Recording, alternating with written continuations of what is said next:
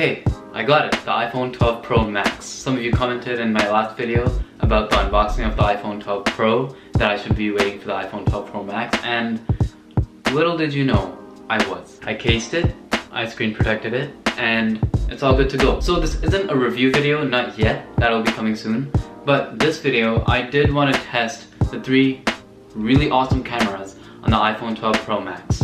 This is supposed to be the best phone camera that Apple has to offer, and I just want to go test it and see how it performs in different kind of lighting conditions and other photography related conditions. So let's go. I'm gonna go out for this because inside it's a bit inorganic. So outside we go.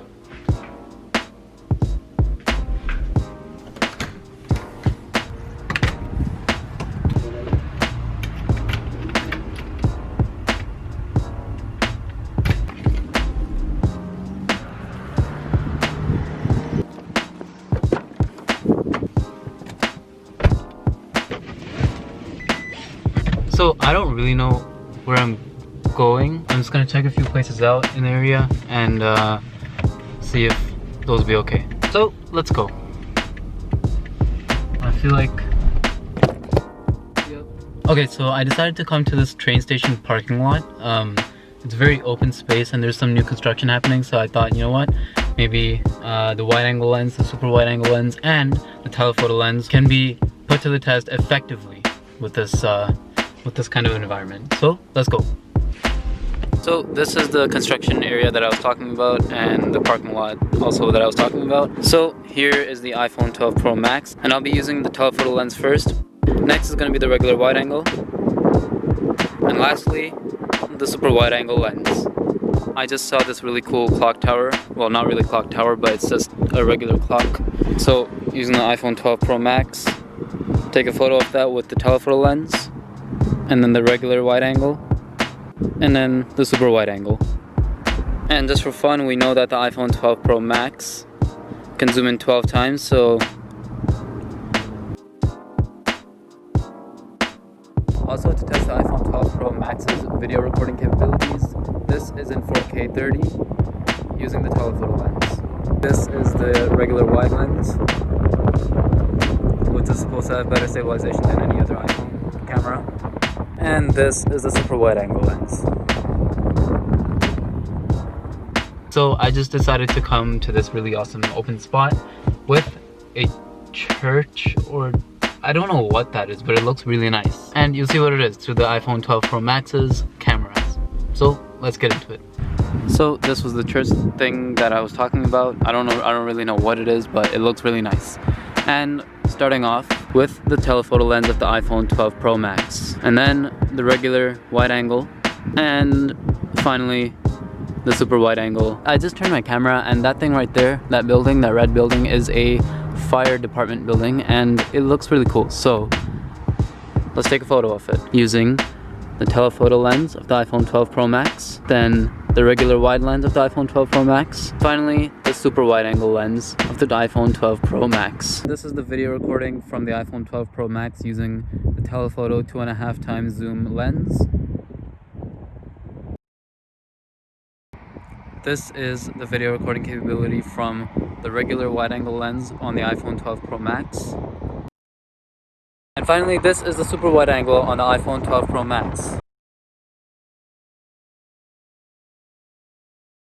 This is the iPhone 12 Pro Max's front-facing camera, which is shooting currently in 4K at 30 frames per second, and it looks pretty good, I think. This is the microphones from it, but as you can see, the sky is a little bit low now right here, and everything else looks great.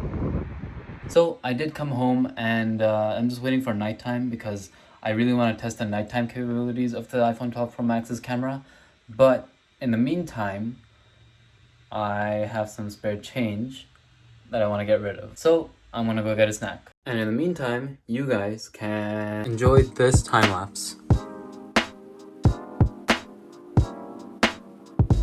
So it's nighttime now, and I'm at a nearby park. So now let's test the night shots of the iPhone 12 Pro Max. So first we're gonna do handheld, meaning just stabilize with my hand.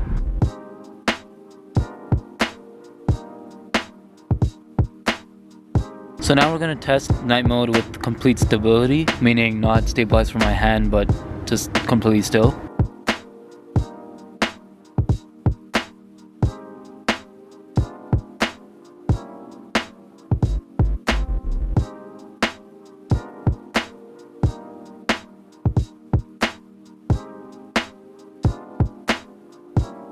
Now I really like this tree here. It's a little bit lit by the moon, and today it's a full moon, so that's pretty nice. What's not nice is that this is out of focus. So now we're gonna shoot this tree, which is in real life kind of completely dark.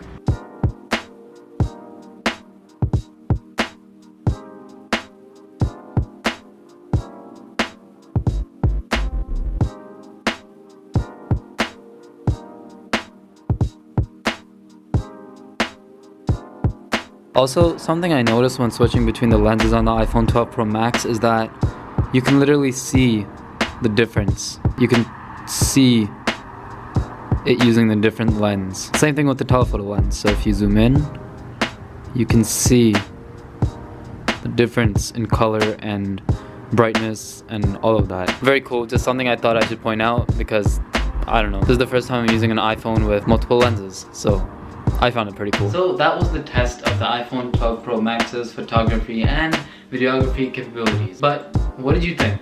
I thought that the shots were really good for a smartphone camera and even for a camera in general, like this one. But this is my first time playing with a super wide angle or an ultra wide angle lens in a smartphone.